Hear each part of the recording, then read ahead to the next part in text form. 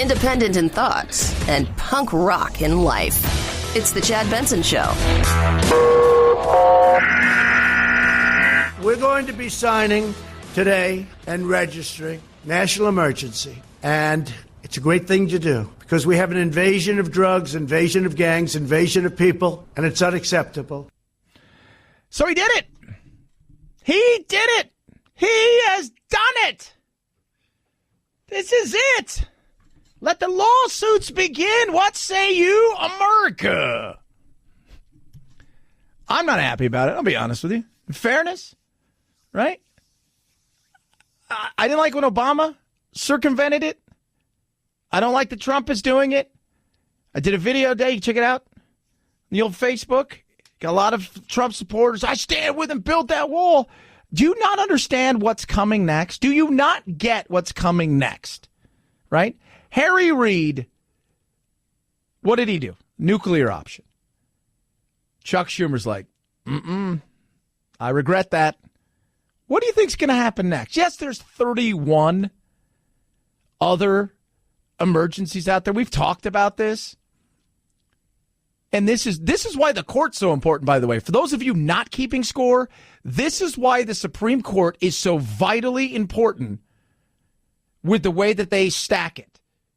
Because it tips one way, and he gets another person on there. I know Ruth Bader Ginsburg came back today, and she's back in the court sessions today.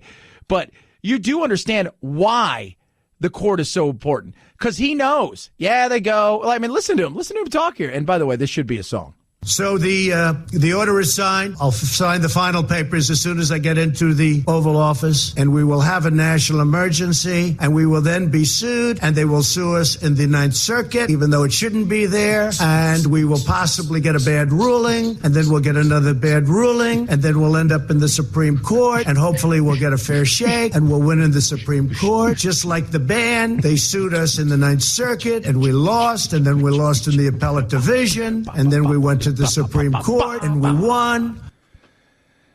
Right? But that's why the Supreme Court is so vitally important. Because he knows I can do this, and there is a good chance I got a 5-4 here. Right? There is a good chance.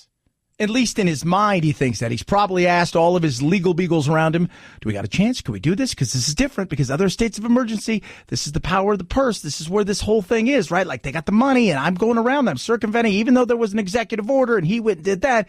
Wasn't really money attached to it like there is here. And now I'm looking and taking from elsewhere. Do I got the power to do this? Blah, blah, blah, blah, blah. And they're saying, yeah. Got the court in your favor, got the court in your favor, got the court in your favor, got the court in your favor, got the court in your favor. But I don't like it. I don't like it because I'm not looking micro, I'm looking macro. I mean, and what is that? So the next president, and Pelosi hinted around about it. You want to talk about a national emergency? Let's talk about today, the one-year anniversary of another manifestation, an illusion that he wants to convey. Just think of what a president with different values can present to the American people. You want to talk about a national emergency? Let's talk about today, the one-year anniversary of another manifestation of the epidemic of gun violence in America. That's a national emergency. Why don't you declare that emergency, Mr. President? I wish you would. Just think of what a president with different values can present to the American people. Now, there's a constitution involved, and chances are she would lose that. They would lose that big time. But climate change? Oh, interesting. Or some other thing that somebody comes up with. The genie's out of the bottle now. And when you do that, you know what happens. That genie's like, I'm not going back in there. No, but you have no. No. Harry Reid let me out. I want to go back in the bottle, but you have no. And then this guy, he didn't want me to go back in the bottle either. And I told it, and I'm serious. Everybody out there that is cheering this, I said, think of the consequences moving forward. Right? Think of that. Think of the consequences moving forward. And the frustration, let's be real for just a second, right? Let's be 100% honest on how frustrated that our leaders get. This is a bit long, but I'm going to play this over and over again because you'll hear presidents say they can't do something when indeed they go and eventually get frustrated because we have do-nothing politicians who literally do nothing, fight with each other. Our founding fathers wanted us to have discourse and argument. They didn't want us to just not do anything. But you hear the frustration. And you're going to hear a lot of stuff like this today. The notion that I can just suspend deportations through executive order, that's just not the case because there are laws on the books that Congress has passed. We're also a nation of laws. That's part of our tradition. And so the easy way out is to try to yell and pretend like I can do something by violating our laws. I know some here wish that I could just bypass Congress and change the law myself. But that's not how democracy works. Sometimes when I talk to immigration advocates, they wish I could just bypass Congress and change the law myself. But that's not how democracy works. The problem is that, I'm the President of the United States. I'm not the Emperor of the United States. My job is to execute laws that are passed. And you'll hear that over and over and over and over and over and over and over and over and over again. And the frustration that he had. And Trump has the same frustration, and a lot of that is inside of his own party, as well as it is because there's a certain section inside of his own party that is totally fine with cheap labor coming across the border and doing stuff for big donors. There is, right? And then you've got fractions inside of that party who wants to throw everybody out of here. It's ridiculous. It's frustrating. Somebody just texted in and says, Chad, well, another president was probably going to do something like this anyways. And when you're the first, you're not going to be the last. Right? Everybody knew the minute Harry Reid did the nuclear option that was it. That's the beginning of it.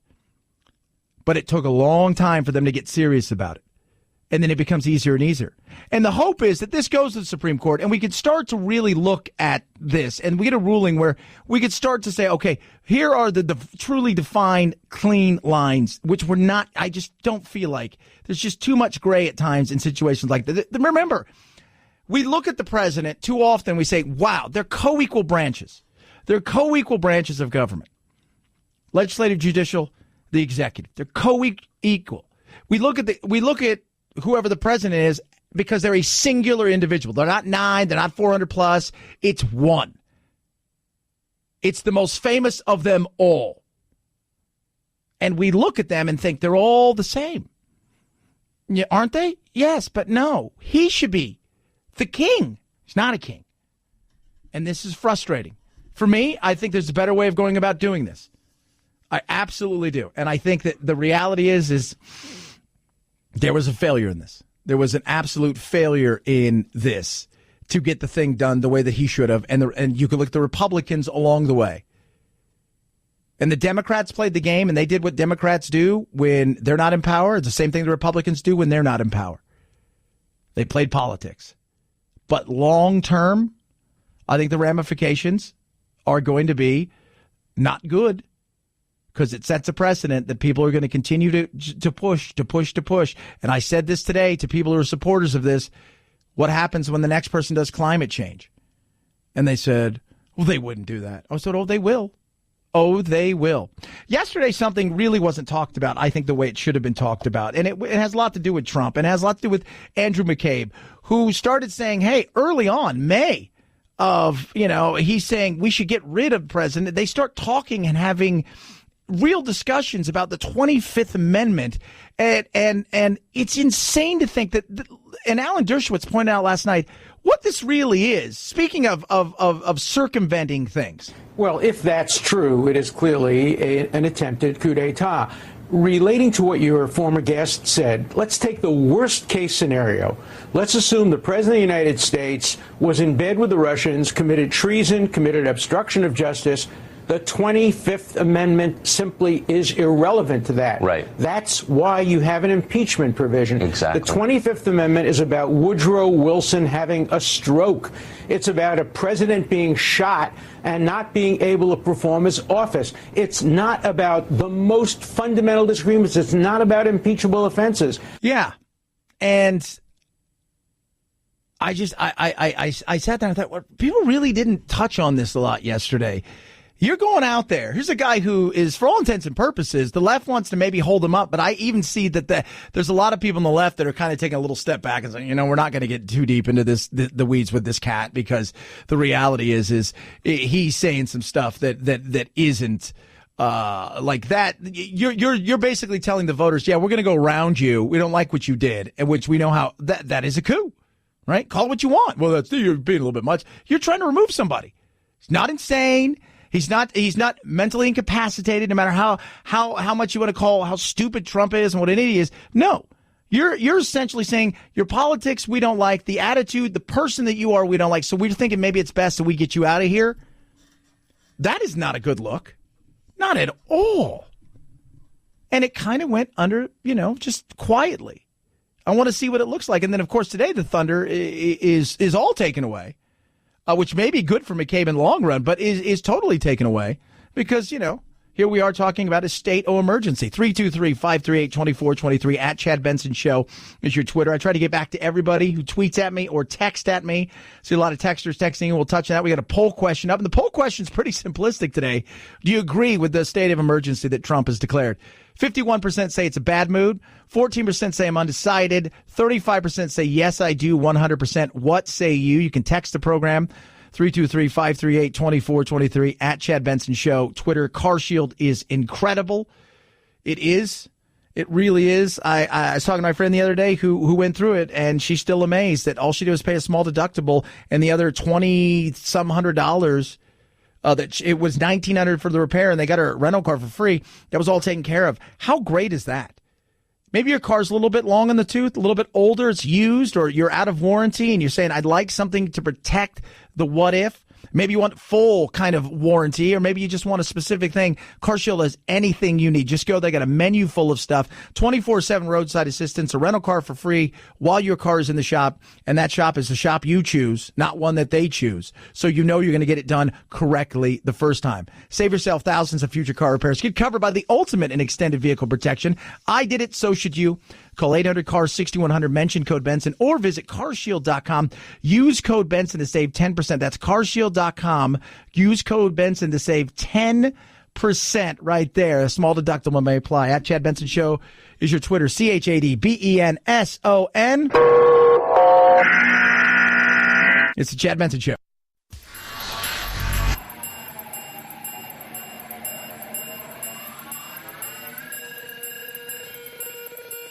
Set Chad straight. Text the show, 323-538-2423. That's 323-538-CHAD. Someone has to do it. Might as well be you. The Chad Benson Show. He walked right, I'd say, within 20 feet. I mean, going up the aisle, and then next thing you know, from one of the other guys come running back and said that he's open fire. Yep, and that was a witness today in a horrible situation in Aurora, Illinois, not Colorado. What we know is gunmen opened fire. Henry Pratt Company in Aurora. It's a manufacturing plant southwest of Chicago. There's one person confirmed dead, and 4 police officers were struck as well, with a number of civilians. And they're, treating at, I guess, a few different hospitals. And again, it's all just quick kind of moving things throughout the day. And you'll hear different things that are going on, that apparently it was somebody he was supposedly employed, but not disgruntled, had a laser on his pistol. And they have already, they've got him in custody. And there are people at the hospitals, and the hospital has released a statement. We did just receive a statement from the hospital, from Amita Health presence, the hospital here, that said they initially received 3 patients. 2 of them are being treated. Another one was transferred to Advocate Good Samaritan Hospital. That is another hospital in the area. But we have not been given condition updates on any of those patients. And we've also not been told whether they are police officers or whether they are employees who were involved in this shooting. Yeah, and again, a horrible situation. It comes a day after the year anniversary of what took place in Parkland, and it was just another one of those situations where out of nowhere, here's somebody, don't know what it is, don't know what happened, don't know why. He is in custody, and I don't know if he is wounded or what it looks like in that situation. And you know, it's one of those things where everybody will step back and let everything breathe, and we go from there. Figure out what happened. Was he mentally disturbed? Was this an angry thing at work? Were all these people making fun of him? Was he, I mean, we don't know. We do not know. 323-538-2423 at Chad Benson Show is your Twitter. You can tweet at us. Got a poll question today, and it is about that there thing that you and I like to call the state of emergency. Some people say, "Hey, Chad, what do you? Wait, state of what? State of what? It's the state of emergency that we are currently finding ourselves in. You know, emergency." You think it was the right thing or the wrong thing for Trump to do? Right thing or wrong thing? 47% say it's a bad move. 39% say, yeah, it's good. 100% right thing to do. 14% say they're undecided. Take the poll. You can also text at me, 323-538-2423. At Chad Benson Show is your Twitter. You can tweet at us. It's going to court, right? So it is going to court. Know that. And even if, and I continue, I've talked to several people today who are lawyers who all said the same thing, that this would have gone to court even if he would have gotten the money. There were still going to be challenges from the states. You know, California was going to challenge the hell of it. I mean, that's all they dream of doing. This was going to go to court. You're also going to have opportunities for court challenges when it comes to eminent domain, when it comes to places that they're going to call historic. So this is always going to be an issue, even if the Democrats would have said, here's all the money you want. 323-538-2423 at Chad Benson Show is your Twitter. We got more on that. Plus, very interesting, the NFL today did something that I think shocked a lot of people. We will discuss it, and it's about that guy that started causing all that controversy a few years ago. Yeah, that guy. Chad Benson Show.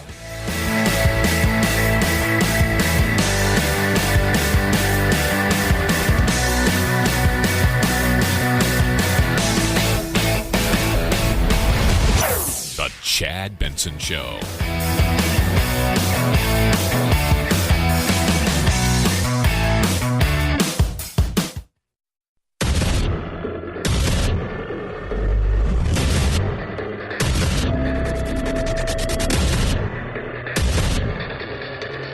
Independent in thoughts and punk rock in life. It's the Chad Benson Show.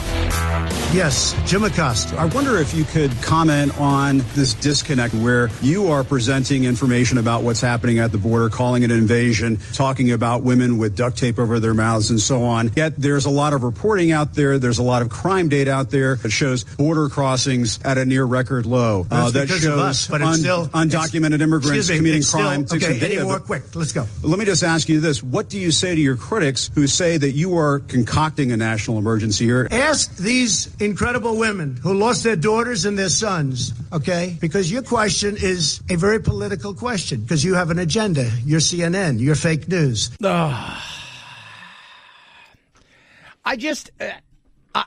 It bores me. All right? I get it that there's a certain part of your base that likes the fact that you call them out. And for those of you out there who are like me also feel like, it's childish and it's boring and I'm over it and there's a better way to act. Understand this. A lot of the people that I talk to, and I talk to a lot of you a day, I get hundreds and hundreds of texts and tweets and the whole 9 yards. And I will tell you, long before Trump came along, there was a lot of people out there who weren't fans of the attitudes of what they saw as elitist kind of progressive journalist, having nothing to do with Trump. They just like the fact that Trump calls them out. But long before Trump got there, they felt like, and yeah, a lot of what it is that it's the left coast and the East Coast is what they thought it was. This kind of you're talking down to us, you're talking over us. But this stuff, I don't need this. I really don't. I mean, and look, I call Trump out on it too. Look, the numbers don't bear it out, right? And when you got to understand, we've talked to generals and we've got all the numbers don't bear it out. And I think that's something that we need to realize. The idea that building a wall is going to stop the flow of drugs in the country just is inconsistent with what all intelligence and all data from law enforcement tells us. Yeah. But no, because he has people. There's people out there. You don't understand. There's people out there that are, they're like super general people. Here's two things, and we're going to talk about the census here in a second, but the reality is we don't know what all the crime statistics look like because it's completely underreported in a lot of situations. But when it comes to when you're talking about the wall, like we're going to build a wall, if there's $1 billion on the other side of the wall, billions of dollars, no matter how big of a fence you build, no matter how big of a wall you build, people will take that chance to get to that. They will. I'll say this over and over again. The biggest drug dealer, as far as delivery person in the globe, is probably UPS, FedEx, Amazon. Those things that get mailed through because people are willing to do it on a daily basis, on top of driving stuff through the ports, on top of flying things in here, on top of giant cargo ships bringing things in here. Do I think in certain areas, I got no problem with us putting up a barrier? But there's better ways to handle it. And just remember this, and I said this today, I did a video, you can check it out, the Chad Benson Facebook page. I will tell you this, and I got hammered by, build the wall, build the blanking wall, you're an idiot, you're a moron, you're a left-wing liberal lunatic. No. I stand up, Trump, when there's things that you can stand up for, you do it. When there's other things that needs to be called for on the carpet for, you absolutely 110% do it. Because otherwise, I'm not doing myself or you guys the service of trying to deliver the actual truth, which is what you should want, right? Which is absolutely what you should want. But when you go and you attack reporters over and over again, and, you fight over numbers because you've got all these conflicting numbers. Well, my numbers, what are those numbers? That's people asking them left, right. Well, what are those numbers? I get my numbers from a lot of sources, like Homeland Security, primarily. And the numbers that I have from Homeland Security are a disaster. And you know what else is a disaster? The numbers that come out of Homeland Security, the cost that we spend and the money that we lose because of illegal immigration. Billions and billions of dollars a month. Billions and billions of dollars, and it's unnecessary. So your own government stats are wrong, are you saying? No, I use many stats. Could you share those stats with us? Next and question. Wait a minute, just a quick follow-up, Mr. Go, please. Yeah, so, well, that's what people are trying, and numbers can be tricky, right? Like you try to deliver the truth, but in many cases, you've got incomplete numbers, you've got 4 or 5 different sets of numbers are looking at totally different things. And then if you want to cherry pick numbers, you can make anything the way it is. It's the same argument with climate change as with so many other things, that there's a lot of gray areas and places to interpret things. We have an issue. We do. The biggest issue when it comes to drugs and stuff across the border. You want to know what that is? Can we be honest here for a second, people? It's us. We're consuming the hell out of it. We are absolutely consuming the hell out of it. That's it. There you go. If we didn't consume it, there wouldn't be a marketplace for it. Therefore, it wouldn't be the issue that it is right now. But we consume it. We absolutely consume it. Nothing else to say about that. Nothing else to say. You could sit here and we could talk about, you could build this, that, and the other. You know what? How about if we start figuring out how to way to get people off drugs or make drugs legal and take actually control of it from this side? Maybe we can start changing some stuff up, but doing the same thing over and over again. Well, we haven't built a wall. Build a wall. But what happens if we build a giant wall and in 5 years we're in the same situation? They figured stuff out. because I think everybody thinks it's a magic fix. I'm not saying it's not going to help in certain areas, because I absolutely do believe it's going to help. But is it the magical fix? I don't think it is. 323-538-2423 at Chad Benson Show is your Twitter. You can tweet at us. The NFL surprised people today. Very surprising to a lot of people who followed this case, because the thought was that, and the union statement reflects a little bit of disappointment because they believe that some collusive activity did go on in terms of keeping these guys unemployed. And in Kaepernick's case, sort of continues. Yes, Kaepernick. Kaepernick and Eric Reid sued the NFL for collusion because they didn't get contracts. Now, in fairness to people, I believe Eric Reid signed a new 3-year contract. He ended up playing last year for the Carolina Panthers, but he went deep into free agency, and he felt that his protests, along with Kaepernick's and his vocal sentiments, were the reason that he didn't get signed. And Kaepernick, as we all know, he's 2 years out of the NFL, and he's not I don't think he wants to play. I've been saying that. I think he regrets giving up that last year that was his option to step out of something where he could have had guaranteed money, because I think he thought he was going to get something and he wasn't. But the reality is after that, teams stayed away from him for a lot of reasons. Do I think some teams somewhat colluded? I don't know if they colluded, but I do believe that internally they said, I don't know if we want this, for several reasons. One, we don't need the headache. What's our fan base going to think? Others, it's like, I don't have an offense that he's going to fit in, right? We don't have an offense that he's going to fit in. His production numbers have been down, and to take that kind of heat for somebody who's not going to be Patrick Mahomes, that's a tough heat to take, right? So inside they may have colluded. Did they collude together? That's a tough situation to prove. Kaepernick's now out of work for 2 years. Eric Reid took until during the season to sign last year, even though he's one of the top safeties on the free agent market. Just got a new 3-year contract earlier this week, so as referenced in the union statement, but Kaepernick remains unemployed. So, this was an effort by these players and their attorneys and the NFLPA to sort of find out if the league was conspiring to keep these guys out of work. And here's the other thing that was tough. These guys, along with a lot of other people, were upset because I think they wanted to see this thing go forward and continue to move forward.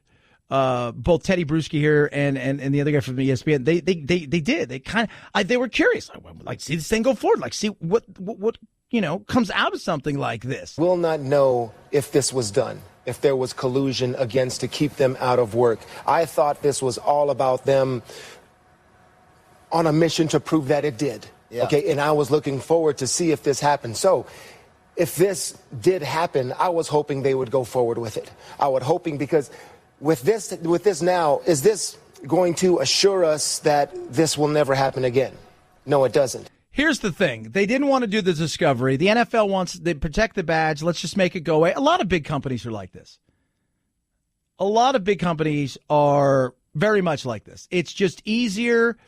There's a relationship. There's a situation where it could get ugly and messy. And you say, okay, let's just make this thing go away. It's going to be cheaper to just get this thing to go away. On top of that, so they didn't want the discovery part because the inner workings of how things are negotiated, they didn't want to see. Here's the other thing. The CBA, the collective bargaining agreement.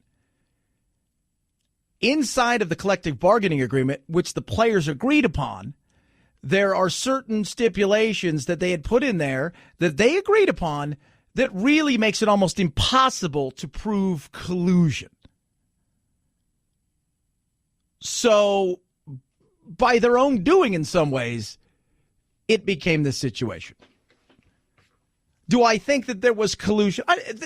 There was never going to be a smoking gun, right? I don't think that there was going to be a smoking gun.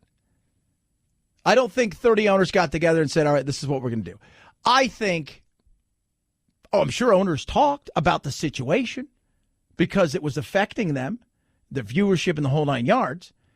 But as far as would they or won't they, let me tell you how it works in a world of competitiveness, especially when it comes to things like sports. All right?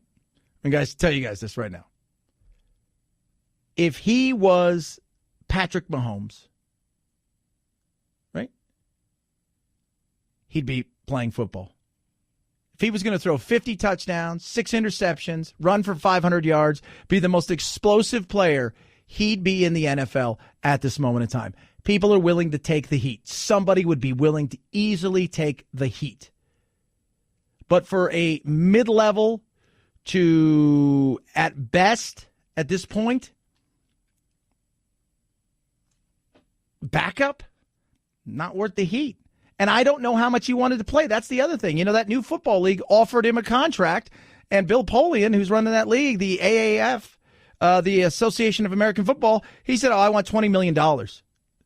Everybody gets a 3-year contract that's not guaranteed. That's like $200,000 to $250,000. Basically, $75,000 a year is what everybody gets. And he goes, I want $20 million. And he says, Bill Polian's like, I don't think this guy really wants to play football.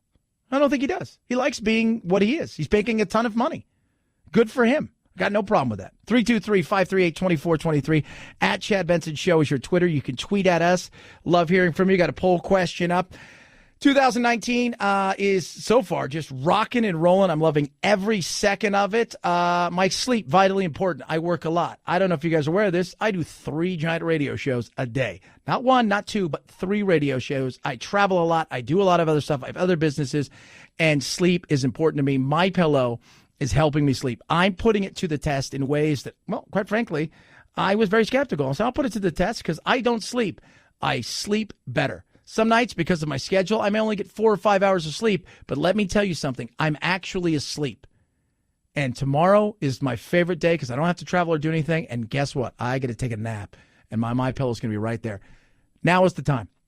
100% machine washable and dryable, made in the USA, backed by a 10-year warranty. When I mean you've got nothing to lose, you can put it to the test with a money-back guarantee.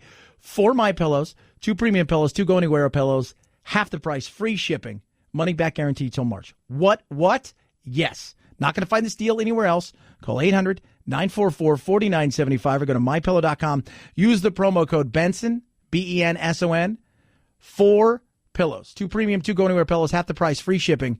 800-944-4975. Visit MyPillow.com. Promo code Benson. It's the Chad Benson Show.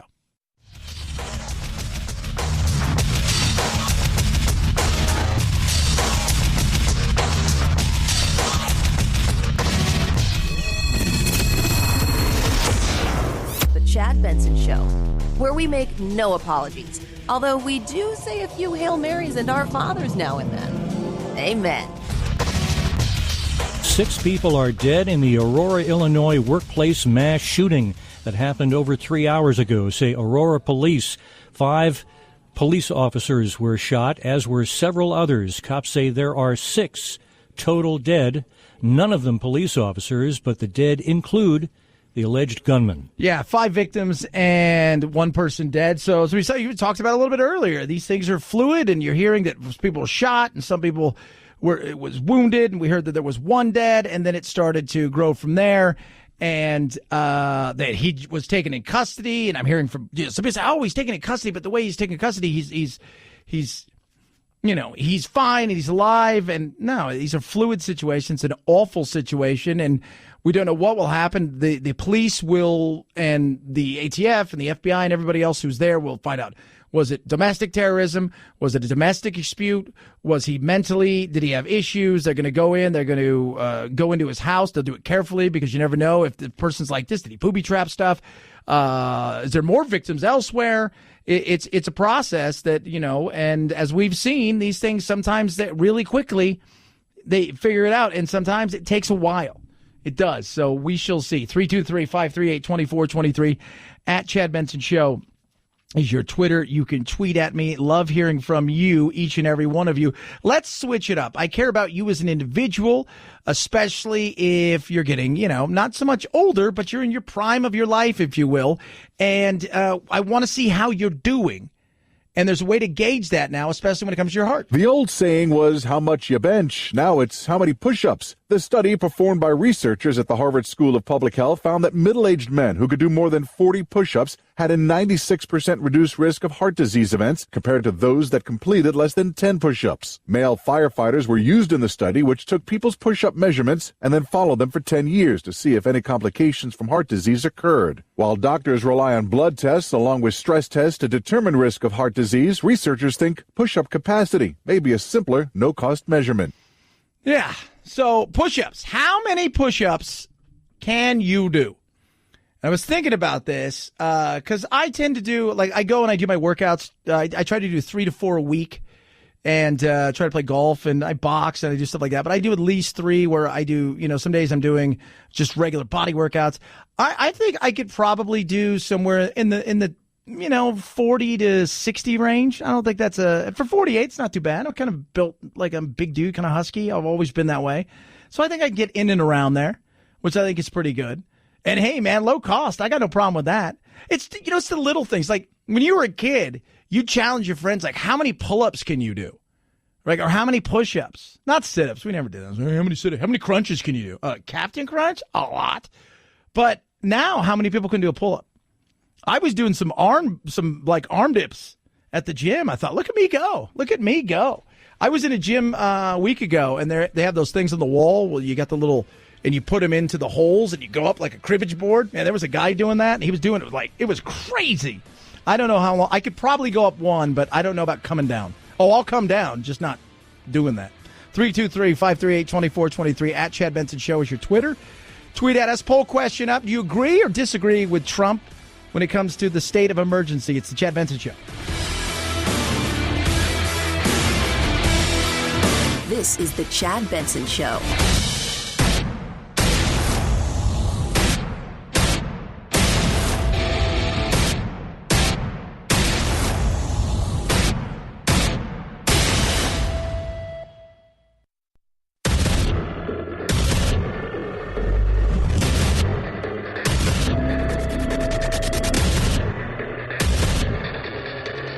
Independent in thoughts and punk rock in life. It's the Chad Benson Show. We're going to be signing today and registering national emergency. And it's a great thing to do because we have an invasion of drugs, invasion of gangs, invasion of people, and it's unacceptable. Invasion! So he did it. Went out to the Rose Garden, gave a rambling, long, bizarre, all over the place, whatever it was. But you knew it was going to come at some point in time, and then he said it, and away we go. What does it mean? Well, first and foremost, understand this. It means years and years of lawsuits and whatnot. I'm frustrated. I didn't think it needed to be done. I think there are other ways of going about doing this. He wants to get this thing done. And there's a certain part of his base that wants this done that are just, it's red meat to them. They have to have this done. Like, this fixes everything, right? Like, this, to them, will fix global warming. I don't believe in it, but if there was global warming, it would stop it. Can we build a wall? Will that stop global warming? But it's frustrating because they have a very micro, narrow view of everything. I have a macro view, which is you've now set a precedent which will allow the next president, if it's a Democrat, to say, yeah, global warming is a problem, so we're going to do this. There's a state of emergency. You circumvented Congress. Well, Obama did it. Yeah, Obama did it. And what did you do? You bitched, whined, and moaned about it. As you should have. And he was on record 100 times saying, I can't do that. I can't do that. No, I can't do that. Can't do that. Can't do that. But then he did it. Frustrating. You talk about burning bridges. So they have an agreement to provide some border security and do a whole variety of things. And then the president says, I don't really care. Now, if you're going to be president of the whole country, you can't burn every bridge that you have to cross. Look at the bitterness that's now sowed with the Democrats. And not that they do everything right by any stretch. And everything seems to be about the base and politics. And what I worry about is the alienation and the bitterness that will remain, the lack of trust, and the inability for both parties to be able to achieve things. Here's the thing nowadays. This is how you build a successful political career. Just know that half the country, half the city, half the state, whatever it is, they're not going to like you, right? So, and by half, I mean, can you make it 47% that doesn't like me? Can you make it 46%? I just have to get over that threshold that gets me elected. Because the other half is not going to like anything I have to do, and they don't want me to have any part of governing or any leadership. They're not going to take it serious. And I'm talking mostly about president, right? That's the big thing. And so they're going to feel hopeless, right? Right now, if you're on the left and you're frustrated at this, you feel hopeless. There is no hope. First, let me say, courts are going to take this up. But I will tell you, with the courts, do realize this. This is why I tell you over and over, when it comes to legacy, courts matter the most. Because what will happen now going forward more than ever before is everything is getting challenged in ways we've never seen. Our judges are becoming hyper-political in ways we have never seen. Not that they weren't, but now it is ridiculous. And the interpretation of our Constitution at times goes to the extremes. So courts matter more than anything. And he feels he's got the court. He does. He even played it out today on how this is going to go.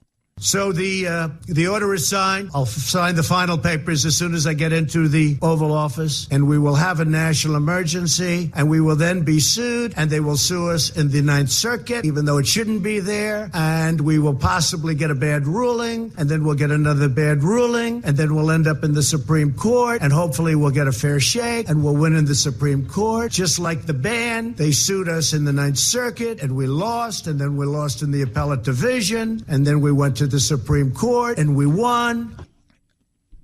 He's right. But will he win this? Because Congress controls the purse, right? They've got the strings of, here's the money. They control it. Earlier I spoke to Congressman Andy Biggs, and we were talking about it. He says, in theory, even though it's three co-equal branches, at times the reality is the judges are like referees. You know what's a great referee? A referee that you don't know their name. If you ever watch a sporting event and you know who the referee is, because they'll tell you at the beginning of the game, and you might go, oh, good, I like that person. But if in the middle of the game you know who the referee is and his name's used a lot, chances are that ref's having a bad day. That's what they're supposed to be. And the president, in a lot of ways, should be the least powerful. But because he is one, while they are 9 and 400 plus. That right there, people think, ooh, he's an emperor, right? He could be able to do this. But the money is through Congress. And he's going around that. And he's finding it and pulling it from other things. People aren't going to be happy about their programs losing other things. But it sets a precedent that is going to get ugly. And what does this achieve? Because this was always going to be a fight building barriers and walls. Even if you look at, we're going to have to go in some places. People are like, I don't want to give up my land. Right? Well, we're just going to take it. And then off it goes into court. Historic places. Oh, no. EPA. No. I mean, there's going to be so many other things these battles are going to take. And then you're going to have states. You think California's going to want something like this? Do you? No. Right? There's going to be challenges across the board. And this is going to take a very long time. All he needed to do was to sign this. There were some dollars that were laying around that he could have been able to get without doing this. I'll predict what's going to happen. The disapproval will pass the House. It will pass the Senate. The president will veto it. There will not be the votes to override, but it'll end up in the courts. It'll drag on in the courts. What good are we doing? What is happening here? Yeah. What good are we doing? I think it's a very fair question at this point in time. A very fair question. What good is this doing? Well, for the base, you may excite them. This may be great. But I also look at what comes next. Harry Reid went nuclear. People warned him against it. Chuck Schumer came out afterwards and said, we're going to regret that. The Democrats are, and they did. And this sets up something. Well, Chad, there's 31 other ones of these. Yes, there is. There is. But a lot of those things are like, hey, if you try to stop the Middle East peace process, or, Iranian, just some of these, this is something wholly different.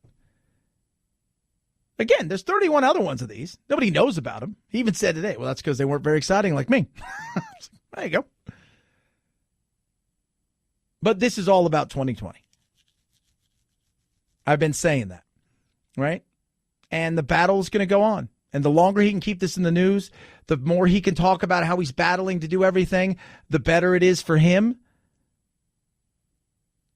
But for everybody out there that's cheering this, when the Democrats say climate change is a real big issue and America has to move towards something, and they've got to get back into the Paris Climate Agreement, and they've got to get back and even move further past that because we're so far behind, and now this is a state of emergency, and we're going to have to crack down, and we're going to have to start doing this, and we're going to have to start taking money from other places and putting it places. Remember this moment. 323-538-2423 at Chad Benson Show is your Twitter. You could tweet at us. Love hearing from you. Horrible, horrible situation today in Aurora, Illinois. 6 people are dead in the Aurora, Illinois workplace mass shooting that happened over 3 hours ago, say Aurora police.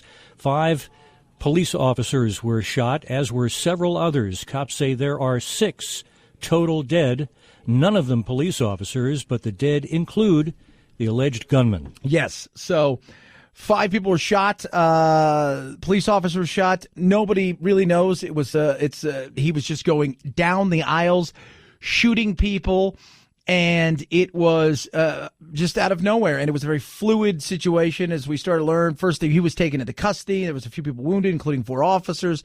Didn't seem to be life-threatening, but like everything else, it changed. And some of the witnesses described the fact that he had a gun with a laser. Well, what I saw was the guy running down the aisle and with a pistol and with a laser on it. So it was a pistol. So from what we're hearing, but again, more will come out, and the investigation is on. I'm sure they'll be over to his house. They'll be taking everything, and social media will be a big part of that. What was it? I'd heard reports that he had worked there, and he wasn't a disgruntled employee. He still was working there. Was it a discrimination thing? Was it? I mean, by listening to several of these people, it seemed like, hey, well, I kind of know that guy. And didn't seem to be anything off about it. Well, obviously something was. 323-538-2423 at Chad Benson Show is your Twitter. You can tweet at us. Speaking of court, New York led 34 states and nonprofit groups that successfully sued the Commerce Department over its decision to include a question asking about citizenship on the next census. The judge found the question's inclusion arbitrary and capricious. The Supreme Court agreed to take up the Trump administration's appeal before the case wound its way through the usual lower courts, reflecting a deadline in June to get the census questionnaire printed. The Attorney General's office here said asking about citizenship would incite widespread fear in immigrant communities and make the census inaccurate. So we'll see what ends up happening there. And like I pointed out earlier, the importance of the court in a day and age where you wanted it interpreted the way that you want it, whether you're conservative or liberal. What did our founding fathers mean, those many years ago when they put up this great Constitution and all of these things? What exactly did they mean? Well, I'm reading it, and my interpretation is they meant this, right? And then over here, it's, my interpretation is this, like art, right? What do you think that person meant by when they painted that? What do you think? What do you? It is. And that's why putting people in the places on the Supreme Court, the highest court in the land, when you do that, the importance of that, because for years to come, think about this. If Trump was to get one more person on there, the reality is for years to come, that court is going to be to the right. And that legacy right there that he's building from other presidents that will come afterwards, whether they're conservative or liberal, will be huge. 323-538-2423. At Chad Benson Show is your Twitter. You can tweet at us. Love hearing from each and every one of you. What do you think about today's state of emergency? Are you for it? Are you against it? Right move, wrong move? You can take the poll at Chad Benson Show. You can also tweet at me directly, or you can text the program 323-538-CHAD. It is the latest, newest, and dare I say, one of the dumbest things that kids are doing now as they challenge each other on the web and social media. Chad Benson Show.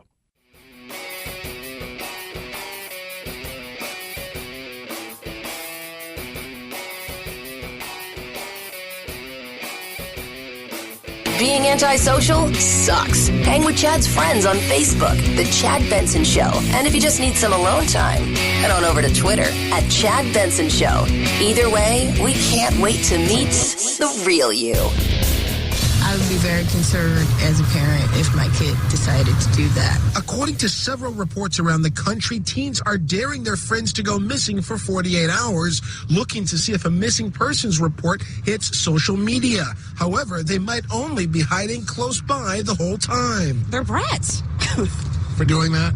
Horrible. Who does that? It's stupid. Why would you do something that dumb? Yes, why would you? Because social media says this is something we should do, and we're easily influenced by everything on social media because the more likes we get, the more dopamine levels go up, and it's amazing, and I want to be somebody on social media, so what a great thing to do. First time I heard this, I thought, my dad would obliterate me when I was a kid if I would have done something like this. I would have gone missing. Remember how you thought you were playing a joke or you're going to go missing? You're going to go missing now. Like he would have. I remember this. I was a kid. It's probably 6, 7. And I had a cat named Dubois, and she was pregnant. You know, it's the 70s. We didn't fix our cats and stuff. And she was going to have birth, get ready to have kittens, and she was underneath my bed, and I could climb underneath, crawl underneath my bed. And I did, and I was down there petting her, and I just loved her to death. And I fell asleep, and my mom and dad and everybody was looking for me. I remember my grandma and my aunt came over. Everybody was looking for me. They were screaming and yelling. I fell asleep for like 2 hours, and it was about that time when it was just starting to get dark out. You know, it was like dusk.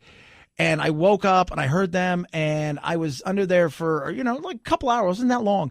They were relieved and angry, and they knew I didn't do it on purpose. I wasn't hiding from them or anything. I just was down there petting my kitty, and when I had like a truck or something underneath there, and I fell asleep.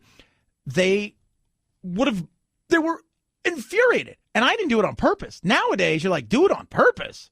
The 48-hour stunt, along with social media crazes, including the Ice Salt Challenge and the Tide Pod Challenge, are making the job of a parent even harder. I think it's scary, it's dangerous, and it's not that smart. With this latest trend, though, pranking the police can mean big trouble. If this does happen here, we will charge people with filing a false police report, and I will seek for restitution. Yeah, absolutely. I would expect that. I would expect no less than that. And, when you're, you got little ones, you have to like baby proof the house, then toddler proof the house. And for me, I have to like Uber do all that stuff because I got giant lizards and stuff like that. You have to do that. You have to social media proof your children nowadays. Like, all right, here's the deal. When you're little, you're not supposed to stick a fork inside of there because you get, blow yourself up. And nowadays, it's like, okay, you have to explain to them again. All right, just because you saw somebody on the internet do it, don't do it. You can explain it to them again. It's like you're still raising them all over again. You just don't have to change their diapers. There's some parent out there that's like, we had a kid, right? Yeah, it's gone. We're empty nesters. Mom and Dad don't love me. In your 48-hour challenge, you learned something. You're not that important to Mom and Dad. 323-538-2423 at Chad Benson Show is your Twitter. You can tweet at us. We'll talk a little Ocasio-Cortez and her celebrating of the victory of making sure that Amazon doesn't come to her neck of the woods, if you will. Even Cher is angry about it, as is Mayor de Blasio, who is probably as left, if not further left than she is. And even MSNBC came at her hard today with just the stupidity of what she is excited about and how this is not a way that you win in 2020. 323-538-2423. At Chad Benson Show is your Twitter. We're still under a state of emergency. So, oh, my Lord. Do I feel different? No, I don't. Do you? I didn't think so. Chad Benson Show.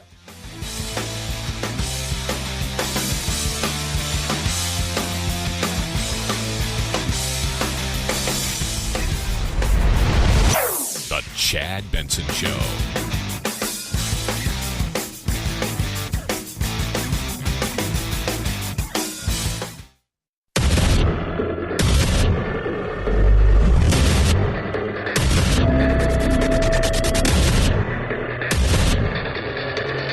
Independent in thoughts and punk rock in life. It's the Chad Benson Show.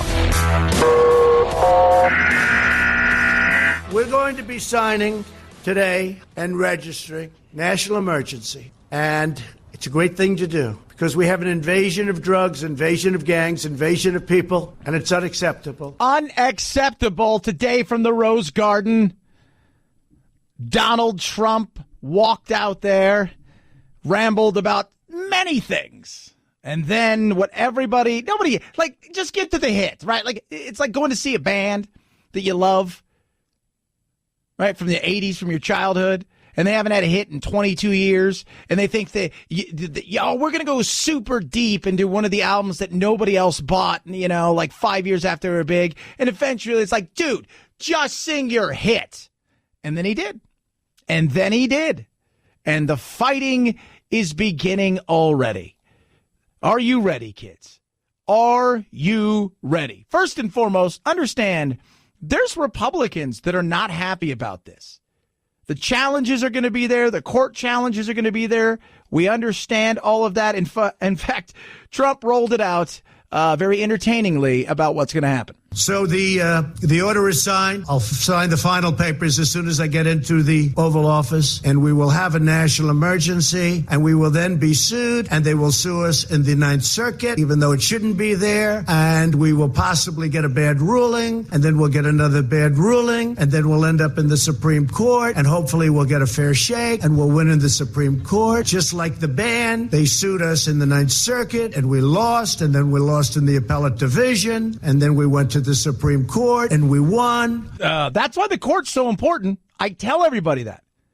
If Trump or whatever president, the influence and legacy that you can have for years isn't always about what you got through, isn't always about where you want to take the country.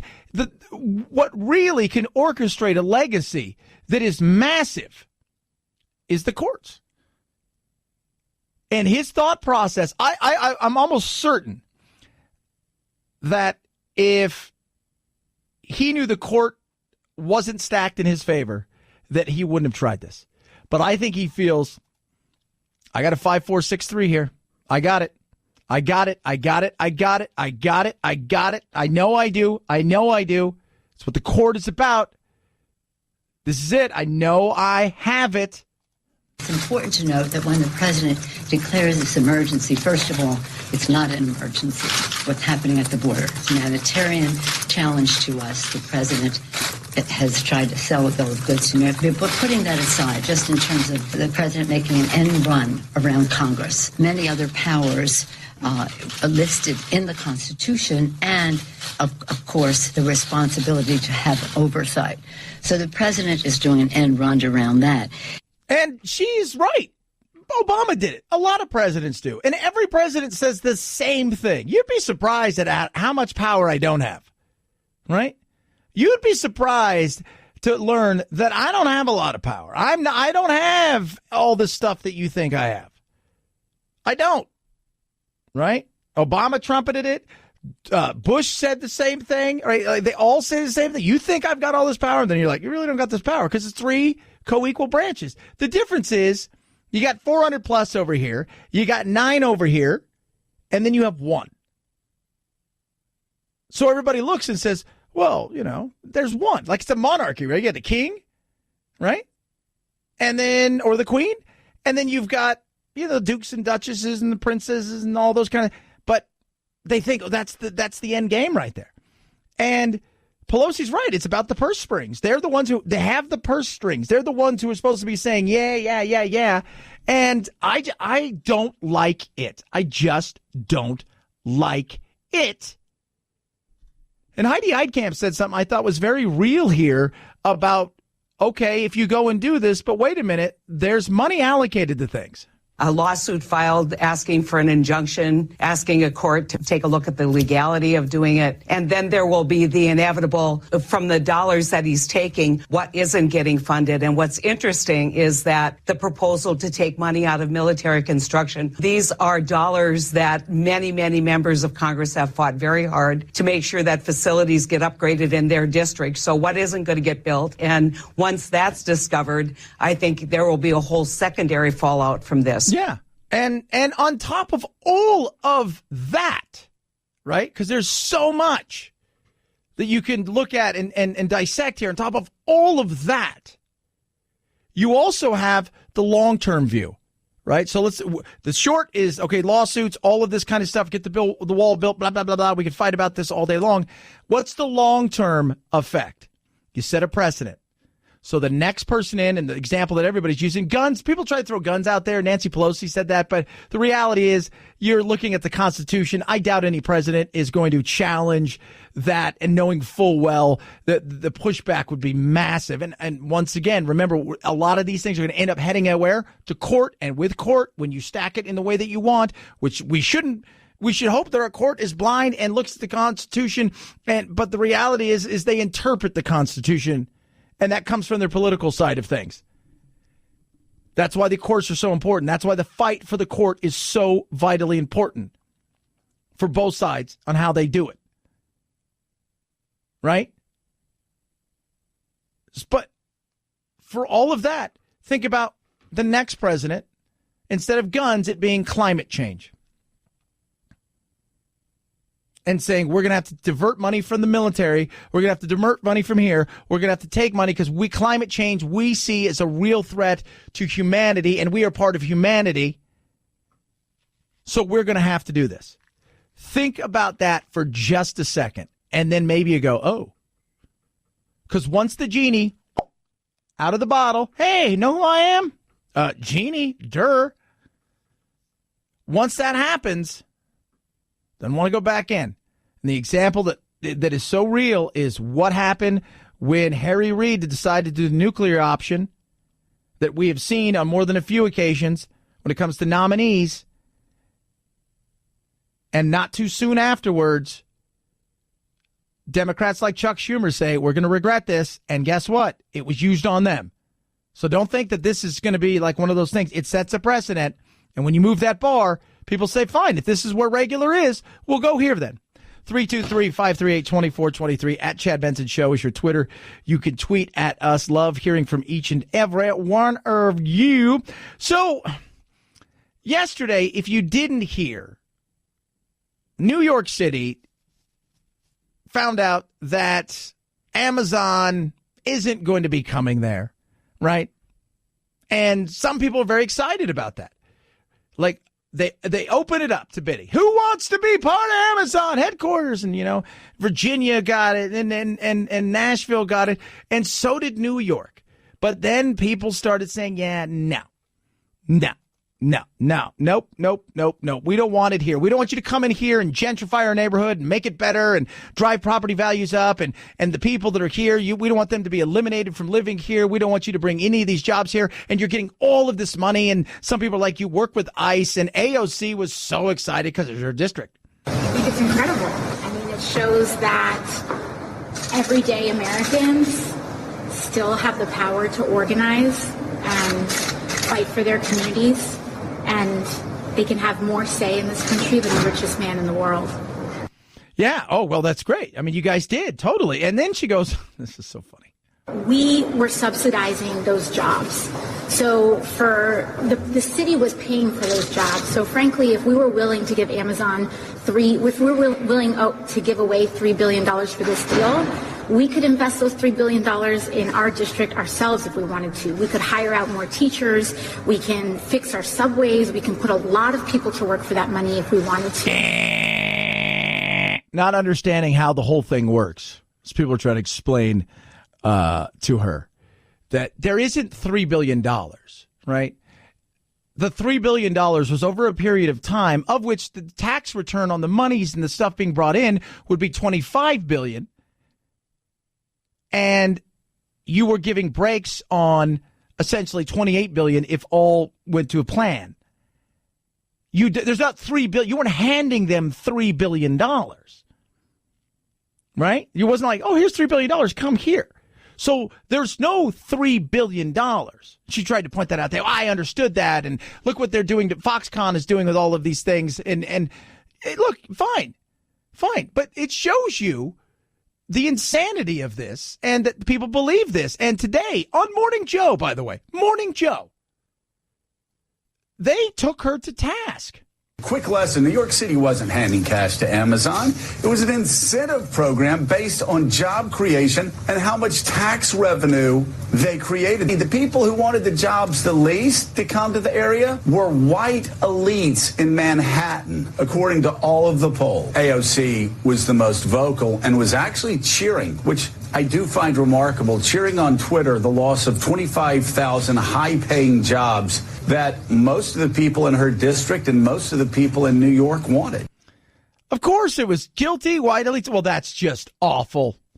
Those people shouldn't get those jobs because those jobs are going to be awful for them and it's going to gentrify their neighborhood. And so there we go, right? You know, like blacks, Hispanics, they're like, hell no, we need those jobs. We absolutely need those jobs. But then there's the worry that, oh, it's going to gentrify the neighborhood. Neighborhood's going to change. These dilapidated buildings, those aren't dilapidated. That right there shows character. They're going to move in and they're going to price out everybody and property values are going to go up and chances are it's going to get cleaner and prettier and better. But no. But what does this do? And Donnie Deutsch, who, great marketing advertising guy, right? Huge supporter of Clinton, all that. We could talk about that all the time, but huge marketing and advertising guy. And, you know, I mean, it's to me, I find it to be interesting, right? I think we can have some interesting conversations, but he points out something today that is absolutely real. And the thing that I've been talking about is the fight inside of the Democratic Party that is going on with the super progressives who have the bully pulpit, the microphone, and the social media reach, and the kind of media reach that they're getting right now, and how bad it is for that party. When you have Alexandria Ocasio-Cortez, who I find extremely dangerous at this point, I hope basically she has a Twitter following, and that's her power base, to basically come out and say, as you pointed out, what a great thing it is. We could take that money and give it to teachers. It doesn't exist. It's an abatement. $27 billion. We put down $3. That's business. That's business. That's business. That's the way it works. It's business. Then he says something that I think is really, really real. And that with the Green New Deal, with all of this stuff, and the further left that people go, and the fact that Mitch called them on the carpet the other day, said, let's vote on this, because he wants to show it. And even some other people who are left-leaning are coming out and saying, this is ridiculous, this is dangerous, watch what you're doing.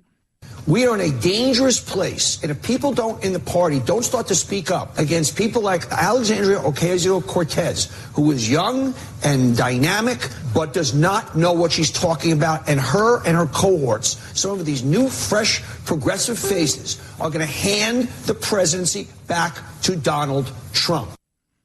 Yeah. Very much so. Very much so. Because they're going to look and say, think about if you're in New York today. You're not open for business. Why would I want to come there? Why would I want to come there? How are you going to lure me there? Hey, make our neighborhood better. Bring your jobs here. Come do this. Oh, by the way, these people may not like you because you're going to better the area and the neighborhood. No, thanks. 323-538-2423 at Chad Benson Show is your Twitter. You can tweet at us. It's the Chad Benson Show.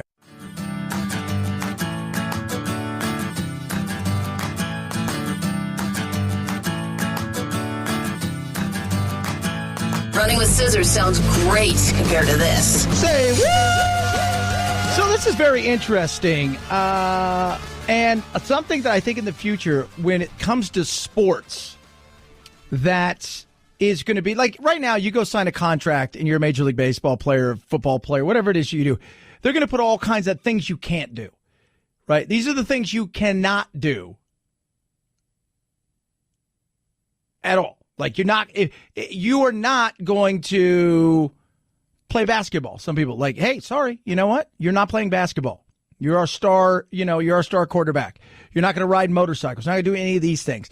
Well, something interesting happened. Trevor Bauer, who's a Major League Baseball player for the Indians, goes into arbitration every year. That's a different kind of bird altogether.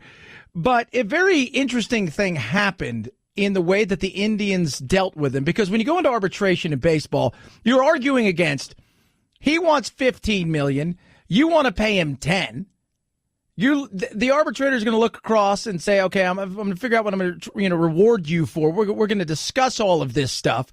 You make your case why you think you deserve this to me. Then you guys make your case why you don't think he deserves this. And it was just a weird thing. Typically, arbitration hearings tend to be pretty wonky, people from both sides going over what a player's numbers are and trying to figure out what his salary is going to be based on that. With Trevor Bauer, though, he had started giving money to charity under the guise of something called the 69 Days of Giving. He felt like he had made more than he wanted to in arbitration the year before. He wanted to give away the difference, and that started down this entire path where the people on the other side were trying to impugn him. Yes, and that's where it got really weird, the way that they handled him. Now, remember, they want him on the team. And it's a business. Through contract negotiations, when you get to a certain level and you have an agent, they come in and they're the bad person. They deal with everything. And companies and organizations and sports, they expect something like that. But when you go out and you try to do bad things and say bad things about a person you want to work there, that's a tough thing to do. And this guy is really, really, he's an interesting character for sure. He's a bit outspoken. Trevor Bauer might be the most outspoken player in baseball. When he has an opinion, he has no problem putting it out there publicly and living with the consequences. It's gotten him in trouble on social media before. And I'm not going to say it got him in trouble at his arbitration hearing, but it certainly was brought up. Yeah, in fact, he went on to say, as did several other people, essentially the Cleveland Indians said he was an awful human being. And he won his arbitration case. So good for you. You won your arbitration case. Now you get to play for a team that thinks you're awful. And the reason he does it this way and doesn't sign long-term contracts because he made a bet with his friend that if he signs a long-term contract and doesn't continue to bet on himself year in and year out, that his friend gets to shoot him in the grundle, if you will, with a high-powered paintball gun. So he's an odd bird. But coming from this, what I find to be interesting is where we're going is, you watch in the new collective bargaining agreements and all of this stuff, there's going to be codes of contact on social media. Like, this is what you can and can't do. This is where we want you to go for some people because they don't want the hype. They don't want the backlash. They don't want any of that stuff. You watch what happens now. This will be included in things that they're going to include inside of contracts because he's famous for arguing with other teams' fans and all kinds of stuff. 323-538-2423. People are like, Chad, do you believe in corporate welfare? Not corporate welfare. If you're willing to give me something, I'm not asking for it. You're bringing it to me. But with you, I'm bringing lots and lots of jobs and potentially billions and billions and billions of dollars over the year. You're not giving me anything. You're just saying, hey, we'll figure out a way that we can do some tax things that help you with certain situations. It's not corporate welfare. They weren't giving them $3 billion. People don't understand that. Oh, Chad Benson Show. This is the Chad Benson Show.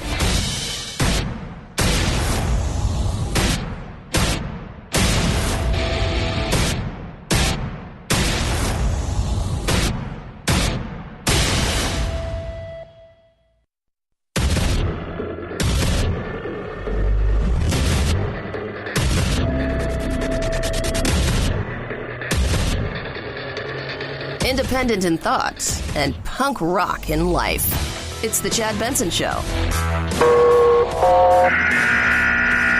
We're going to be signing today and registering national emergency. And it's a great thing to do because we have an invasion of drugs, invasion of gangs, invasion of people, and it's unacceptable. Unacceptable. Today from the Rose Garden, Donald Trump walked out there, rambled about many things. And then what nobody, like, just get to the hit, right? Like, it's like going to see a band that you love, right, from the 80s, from your childhood, and they haven't had a hit in 22 years, and they think that, we're going to go super deep into one of the albums that nobody else bought, like 5 years after they were big, and eventually it's like, dude, just sing your hit. And then he did. And then he did. And the fighting is beginning already. Are you ready, kids? Are you ready? First and foremost, understand there's Republicans that are not happy about this. The challenges are going to be there. The court challenges are going to be there. We understand all of that. In fact, Trump rolled it out very entertainingly about what's going to happen. So the order is signed. I'll sign the final papers as soon as I get into the Oval Office, and we will have a national emergency, and we will then be sued, and they will sue us in the Ninth Circuit, even though it shouldn't be there, and we will possibly get a bad ruling, and then we'll get another bad ruling, and then we'll end up in the Supreme Court, and hopefully we'll get a fair shake, and we'll win in the Supreme Court. Just like the band, they sued us in the Ninth Circuit, and we lost, and then we lost in the appellate division, and then we went to the Supreme Court, and we won. That's why the court's so important. I tell everybody that. If Trump or whatever president, the influence and legacy that you can have for years isn't always about what you got through, isn't always about where you want to take the country. What really can orchestrate a legacy that is massive is the courts. And his thought process, I'm almost certain that if he knew the court wasn't stacked in his favor, that he wouldn't have tried this. But I think he feels, I got a 5-4-6-3 here. I got it. I got it. I got it. I got it. I got it. I got it. I know I do. I know I do. It's what the court is about. This is it. I know I have it. It's important to note that when the president declares this emergency, first of all, it's not an emergency. What's happening at the border, it's a humanitarian challenge to us. The president has tried to sell a bill of goods to America. But putting that aside, just in terms of the president making an end run around Congress, many other powers are listed in the Constitution, and of course, the responsibility to have oversight. So the president is doing an end run around that. And she's right. Obama did it. A lot of presidents do. And every president says the same thing. You'd be surprised at how much power I don't have, right? You'd be surprised to learn that I don't have a lot of power. I don't have all the stuff that you think I have. I don't, right? Obama trumpeted it. Bush said the same thing, right? Like, they all say the same thing. You think I've got all this power? And then you're like, you really don't got this power because it's three co-equal branches. The difference is you got 400 plus over here, you got 9 over here, and then you have 1. So everybody looks and says, well, there's 1. Like it's a monarchy, right? You got the king, right? And then, or the queen, and then you've got, dukes and duchesses and the princesses and all those kind of, but they think, that's the end game right there. And Pelosi's right. It's about the purse strings. They're the ones they have the purse strings. They're the ones who are supposed to be saying, yeah. And I don't like it. I just don't like it. And Heidi Heitkamp said something I thought was very real here about, okay, if you go and do this, but wait a minute, there's money allocated to things. A lawsuit filed asking for an injunction, asking a court to take a look at the legality of doing it. And then there will be the inevitable, from the dollars that he's taking, what isn't getting funded. And what's interesting is that the proposal to take money out of military construction, these are dollars that many, many members of Congress have fought very hard to make sure that facilities get upgraded in their district. So what isn't going to get built? And once that's discovered, I think there will be a whole secondary fallout from this. Yeah. And on top of all of that, right, because there's so much that you can look at and dissect here, on top of all of that, You also have the long-term view, right? So the short is, okay, lawsuits, all of this kind of stuff, get the wall built, blah, blah, blah, blah. We can fight about this all day long.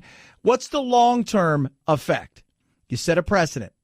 So the next person in, and the example that everybody's using, guns, people try to throw guns out there. Nancy Pelosi said that, but the reality is you're looking at the Constitution. I doubt any president is going to challenge that, and knowing full well that the pushback would be massive. And once again, remember, a lot of these things are going to end up heading at where? To court, and with court, when you stack it in the way that you want, which we shouldn't.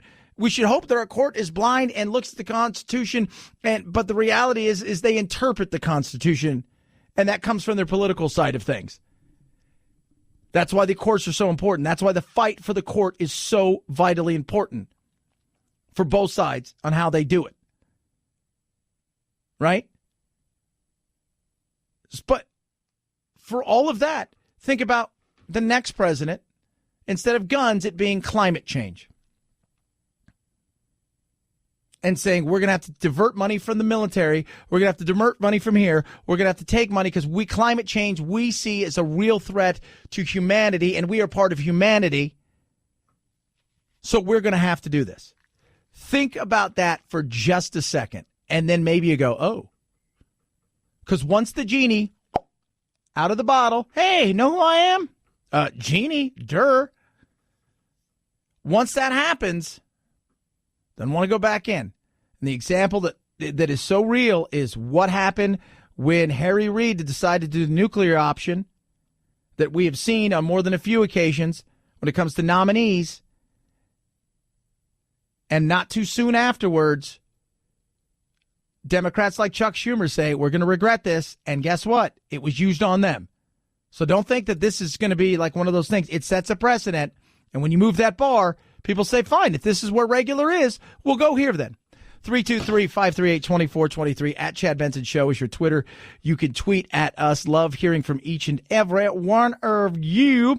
So yesterday, if you didn't hear, New York City found out that Amazon isn't going to be coming there, right? And some people are very excited about that. Like, they open it up to bidding. Who wants to be part of Amazon headquarters? And, Virginia got it, and Nashville got it, and so did New York. But then people started saying, yeah, nope. We don't want it here. We don't want you to come in here and gentrify our neighborhood and make it better and drive property values up. And the people that are here, we don't want them to be eliminated from living here. We don't want you to bring any of these jobs here. And you're getting all of this money. And some people are like, you work with ICE. And AOC was so excited because it's her district. I think it's incredible. I mean, it shows that everyday Americans still have the power to organize and fight for their communities. And they can have more say in this country than the richest man in the world. Yeah. Oh, well, that's great. I mean, you guys did. Totally. And then she goes, this is so funny. We were subsidizing those jobs. So for the city was paying for those jobs. So frankly, if we were willing to give Amazon to give away $3 billion for this deal, we could invest those $3 billion in our district ourselves if we wanted to. We could hire out more teachers. We can fix our subways. We can put a lot of people to work for that money if we wanted to. Not understanding how the whole thing works. As people are trying to explain to her that there isn't $3 billion, right? The $3 billion was over a period of time of which the tax return on the monies and the stuff being brought in would be $25 billion. And you were giving breaks on essentially $28 billion if all went to a plan. There's not $3 billion. You weren't handing them $3 billion, right? You wasn't like, oh, here's $3 billion. Come here. So there's no $3 billion. She tried to point that out there. I understood that. And look what they're doing. Foxconn is doing with all of these things. And look, fine. But it shows you the insanity of this and that people believe this. And today on Morning Joe, by the way, Morning Joe, they took her to task. Quick lesson, New York City wasn't handing cash to Amazon. It was an incentive program based on job creation and how much tax revenue they created. The people who wanted the jobs the least to come to the area were white elites in Manhattan, according to all of the polls. AOC was the most vocal and was actually cheering, which I do find remarkable, cheering on Twitter the loss of 25,000 high-paying jobs that most of the people in her district and most of the people in New York wanted. Of course it was guilty white elites. Well, that's just awful. Those people shouldn't get those jobs because those jobs are going to be awful for them and it's going to gentrify their neighborhood. And so there we go, right? You know, like blacks, Hispanics, they're like, hell no, we need those jobs. We absolutely need those jobs. But then there's the worry that, oh, it's going to gentrify the neighborhood. Neighborhood's going to change. These dilapidated buildings, those aren't dilapidated. That right there shows character. They're going to move in and they're going to price out everybody and property values are going to go up and chances are it's going to get cleaner and prettier and better. But no. But what does this do? And Donnie Deutsch, who, great marketing advertising guy, right? Huge supporter of Clinton, all that. We could talk about that all the time, but huge marketing and advertising guy. And, you know, I mean, it's to me, I find it to be interesting, right? I think we can have some interesting conversations, but he points out something today that is absolutely real. And the thing that I've been talking about is the fight inside of the Democratic Party that is going on with the super progressives who have the bully pulpit, the microphone, and the social media reach, and the kind of media reach that they're getting right now and how bad it is for that party.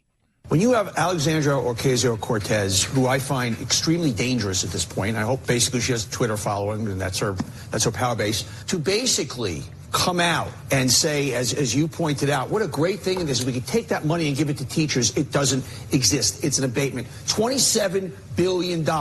We put down $3. That's business. That's business. That's business. That's the way it works. It's business. Then he says something that I think is really, really real.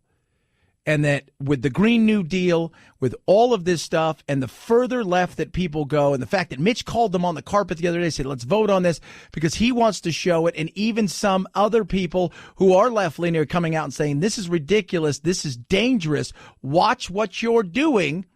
We are in a dangerous place, and if people in the party don't start to speak up against people like Alexandria Ocasio-Cortez, who is young and dynamic, but does not know what she's talking about, and her cohorts, some of these new, fresh, progressive faces, are going to hand the presidency back to Donald Trump.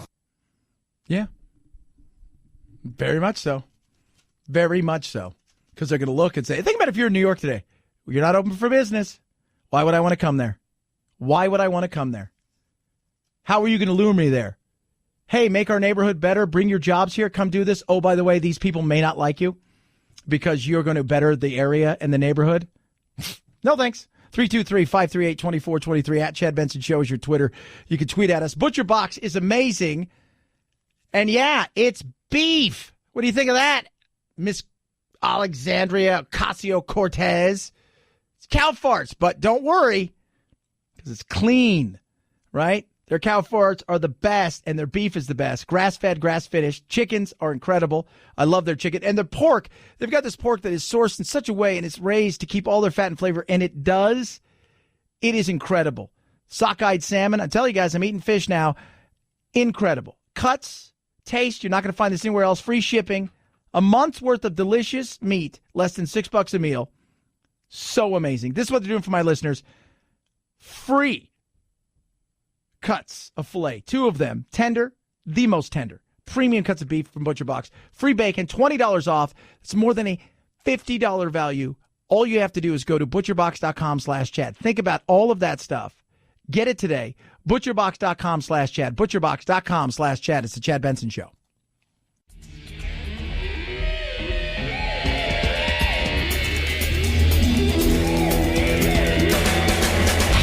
You go, boy. This isn't about right or left. This is just about right and wrong. Right you are, Chad. The Chad Benson Show.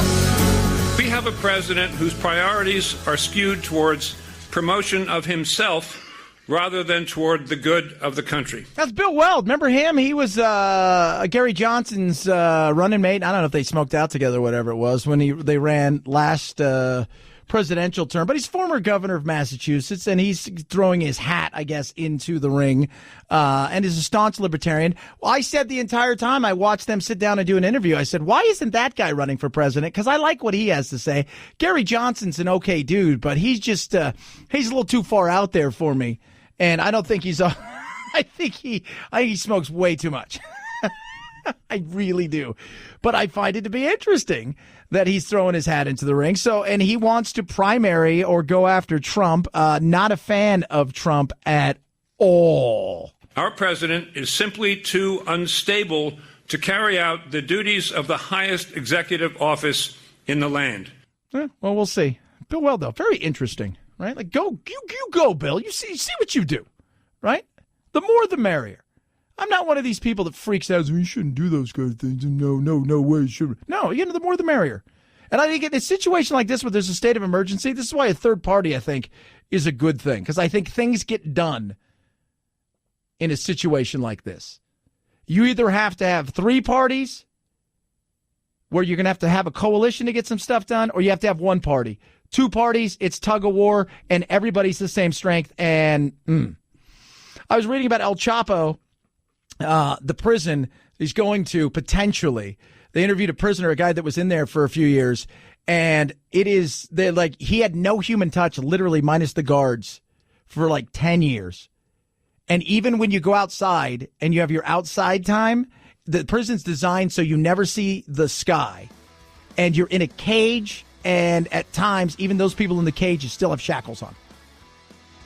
And they have snipers both on the ground and looking up at you, down at you all the time. Enjoy it, my friends. Enjoy it. 323-538-2423. At Chad Benson Show. Twitter, it's the Chad Benson Show.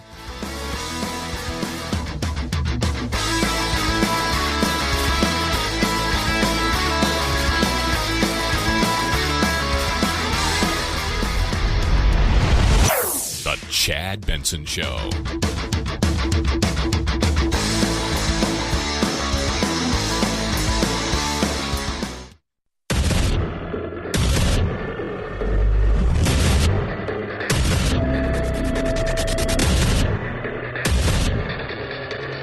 Independent in thoughts and punk rock in life. It's the Chad Benson Show.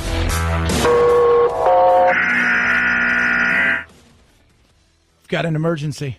We've got a national emergency. Trump has declared it to be a national emergency.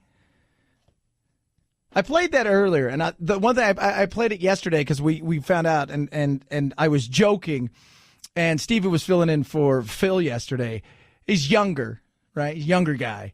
And I said, man, he doesn't get it. But producer Phil, can you remind everybody exactly what that noise is and what great show that came from? That is the Motorola Quick Call from the 1970s TV show Emergency.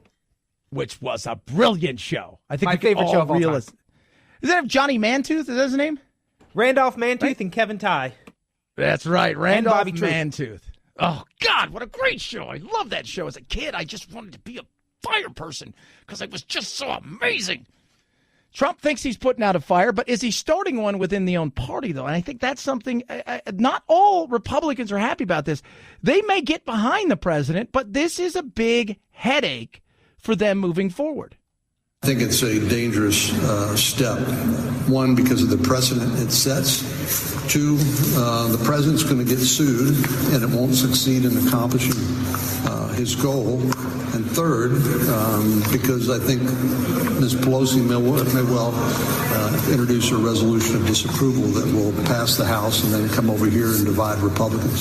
So, to me, it strikes me as not a good strategy. No, I don't think it's a good strategy at all. I don't think it's a good strategy. I don't like the precedent it sets. I think it's going to and remember, politics is, well, you did something, so now we'll do it, right? Harry Reid does the nuclear option. People in his own party said, don't do this.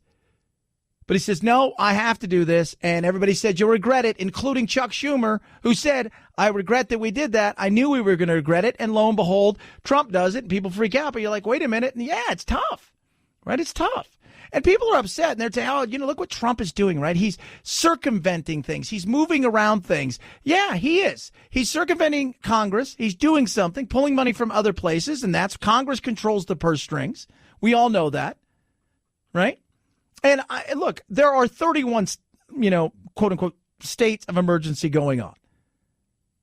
Some of them are just there, it has to do with, going back as far as Carter with Iran and some things that have nothing to do with money and all to do with, but this is one of those things where I understand when people are frustrated, especially people on the left. But can I remind you guys of something? Because somebody else also went around Congress after he said he couldn't go around Congress, right, on numerous occasions. The notion that I can just suspend deportations through executive order, that's just not the case, because there are laws on the books that Congress has passed. We're also a nation of laws. That's part of our tradition. And so the easy way out is to try to yell and pretend like I can do something by violating our laws. I know some here wish that I could just bypass Congress and change the law myself. But that's not how democracy works. Sometimes when I talk to immigration advocates, they wish I could just bypass Congress and change the law myself. But that's not how democracy works. The problem is that, I'm the President of the United States. I'm not the Emperor of the United States. My job is to execute laws that are passed. And what did he end up doing? Well, he had enough with all of the do nothing, and he got frustrated, and he decided to take a different route. Now, I continue to believe that the best way to solve this problem is by working together to pass that kind of common sense law. But until that happens, there are actions I have the legal authority to take as president, the same kinds of actions taken by Democratic and Republican presidents before me, that will help make our immigration system more fair and more just. And lo and behold, he did it. And when you rule by the pen, it can be undone by the pen. That's what President Trump did with DACA, saying, all right, I'm going to get rid of this. And it's gone up to the Supreme Court. And Trump says, hey, I have the right here because of the drugs and everything. I'm to declare a state of emergency. We need a border wall. And we can argue the drug thing all along. I don't buy it. I know everybody's like, no. Let me tell you something.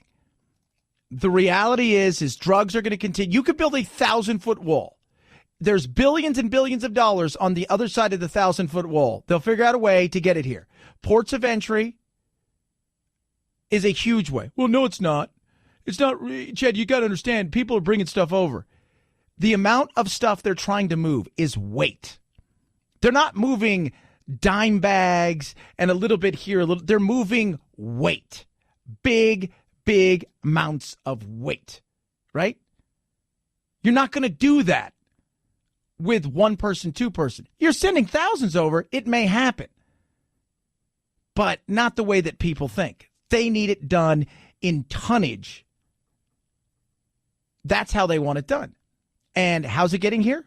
A lot of it's coming from China, big time. Your postman is your drug dealer. Your UPS man, the FedEx man, they don't know it. And when you look at a lot of the reports, they're like, no. The idea that building a wall is going to stop the flow of drugs in the country just is inconsistent with what all intelligence and all data from law enforcement tells us. Yeah. Right? And let's remember this. The most important thing when it comes to the drug war or whatever this is this week, we consume it. We absolutely consume it. If we didn't consume it, there wouldn't be an issue. But we love it. We consume it. Whether it's cocaine, right? Or opioids, or heroin, or weed, or you go back through time, as long as there's a marketplace for it, somebody's going to find a way to get it here. You putting up a wall isn't going to stop that from happening.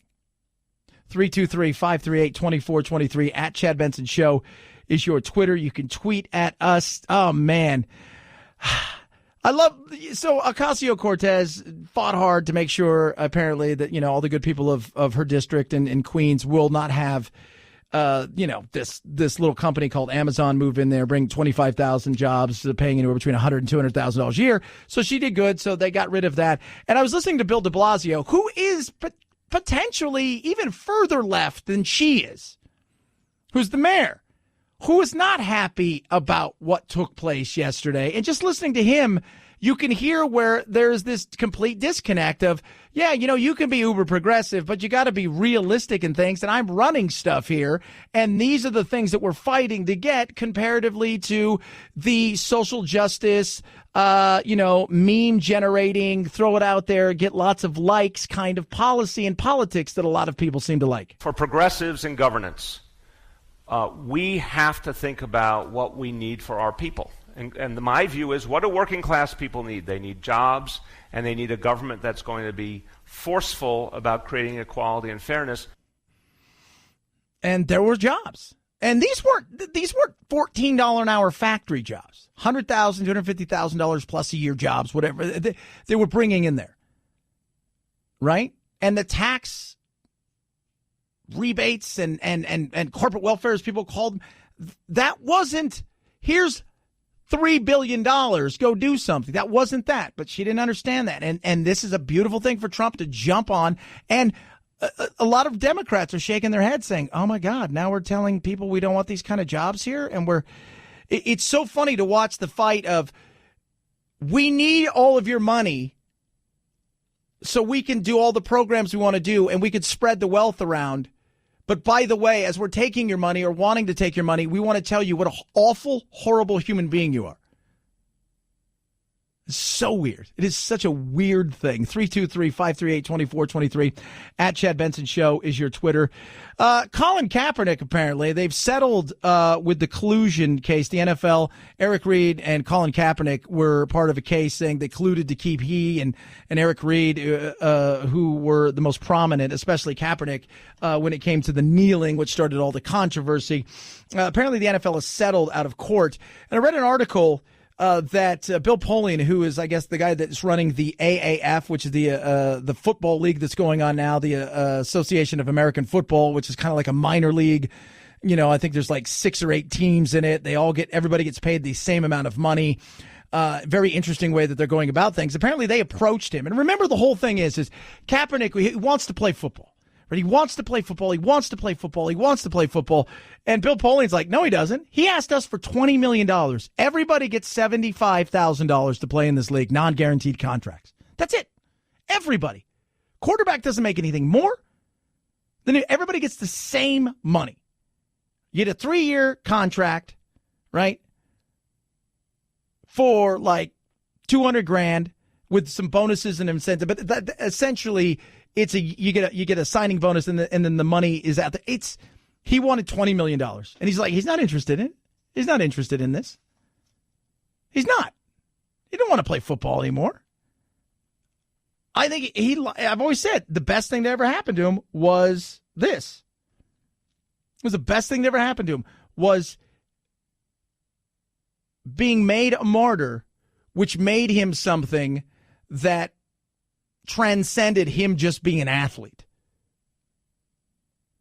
And I'll say this for him. He puts his money where his mouth is. He did donate a ton of money. He's donated a ton of time. But the thought process of the NFL conspired to keep him out, I'm sure there were teams out there that were like, look, I'm not going to touch him. Are you going to touch him? No, I'm not going to touch him. And as we all know with big business, a lot of times what you do is what? You pay people to go away. You pay them to go away. They'll come out and say it's a win. But I'm around athletes on a daily basis here.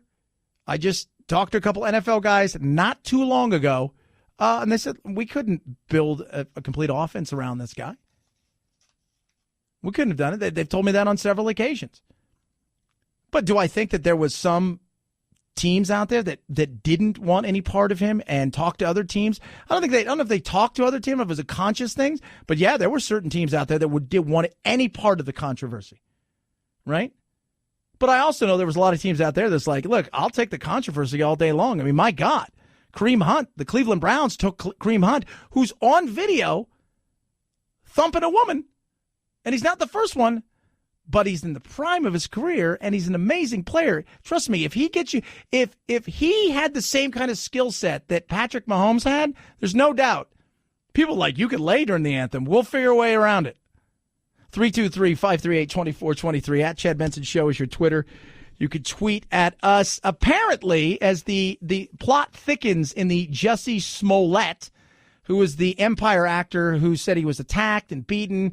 People yelled it was MAGA country. They had red hats on, and it was a frigid night in Chicago. And it's, stuff started leaking out last night that he orchestrated it because he didn't want to get fired from the Empire show. Fox is standing behind him.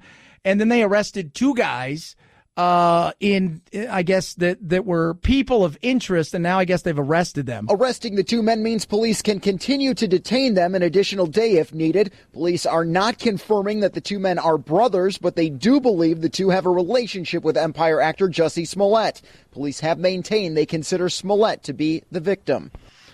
And the news last night is that he orchestrated, in several outlets in Chicago reporting that he got together with these two guys, because these two guys apparently are brothers, maybe not brothers, kind of brothers, depending who you talk to, but it looks like one or both at some point in time did something on the show, whether they were extras or bit players, and it's a very interesting thing. But I've always thought all along, the way that he's missed opportunities to sit down with detectives, I guess, he just doesn't show up. When he gave the phone, and his account has changed on more than a few times. His friends have questioned it as well, whether there was a noose around his neck and all of this kind of stuff. It is just, and you could tell from jump, like, okay, this doesn't seem right. Not saying something didn't happen, and if something did, then I come out, if it's what he said, because hate crimes are real, but it just fell apart fast, and it's a sad situation. It is a sad, sad situation. And everybody jumped on it, and then it got real quiet, and everybody was afraid to call it. Look, this smells like a hoax. 323-538-2423 at Chad Benson Show is your Twitter. You can tweet at us. Got your useless fact of the day ahead. And while everybody gripes about their tax returns and how much smaller they are, wait till you hear this. Chad Benson Show.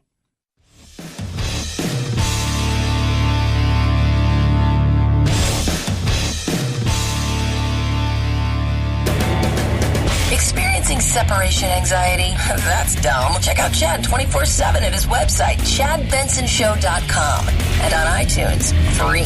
The Chad Benson Show. Never feel lonely again. The red flags were late but waved loudly once the IRS figured out they issued a $980,000 refund check to Ramon Blanchett. Federal prosecutors allege in a criminal complaint that the Tampa resident submitted W-2s that showed a $1 million federal income tax withheld. He allegedly deposited those funds into credit union accounts and bought a Lexus for $47,000. The IRS seized the money and car and are also trying to recover an $809 insurance check that he received when he canceled his car insurance. Blanchett has not been charged with a federal crime. See? Some people are getting money back. Chad. Yeah. Interesting, right? Could you imagine? Now, like, sometimes you get the mistake. It's like, hey, I went to my bank and there's $3 million in there. I have a feeling that's a mistake. Now, this guy, he's I can't believe they haven't charged him with a crime, although they're going to get everything back, so they'll probably slap some sort of misdemeanor on it just to show, hey, you can't do this. But he did it on purpose. Who knows? Who knows? Very interesting. We were just talking about Colin Kaepernick and all of this stuff and money. And the story today I read, I just found it shows you the modern world of what we're in. Trevor Bauer, who's a pitcher for the Cleveland Indians, two things are very interesting. He goes to arbitration every year. And the reason he does that is he made a bet with his friends that if he signed a long-term contract, because he said he would never do it. His friend said, yes, you will. He said, no, I never will. So he only does 1-year contracts. In a day and age when everybody wants all that security, it's interesting. He bets on himself. But he says if he loses that bet, that his friend gets to shoot him in the grundle with a paintball. But he goes to arbitration. And in the arbitration, they say, we think you're worth this. Why do you think you're worth this? He goes, I think I'm worth this. But the Cleveland Indians brought up that they basically character assassinated a guy that they want to keep. They said, well, he's social media. He engages in too much stuff. He fights too much. He says all these things. He's a bad human being. So we don't think we should have to pay him $14 million a year. We only think we should have to pay him $10 million a year because essentially he's a bad dude. And it's the first time ever that social media has been brought up when it comes to sports and contract negotiations. And they said, he argued with fans and he goes after people and he's just too active on social media. So that takes away from some of it. So we don't think he deserves that. Crazy. Hey, that's going to be a big thing. You watch, new contracts are going to have social media stipulations in them because of what may happen. 323-538-2423 at Chad Benson Show is your Twitter. You can tweet at us. Your useless information of the day. It is perhaps the most studied film in the world. It is the Zapruder film. But in 1999, the family basically sold it. The U.S. government bought it. They wanted more. An arbitrator said, we're going to give you $16 million for it. They thought it was worth $30.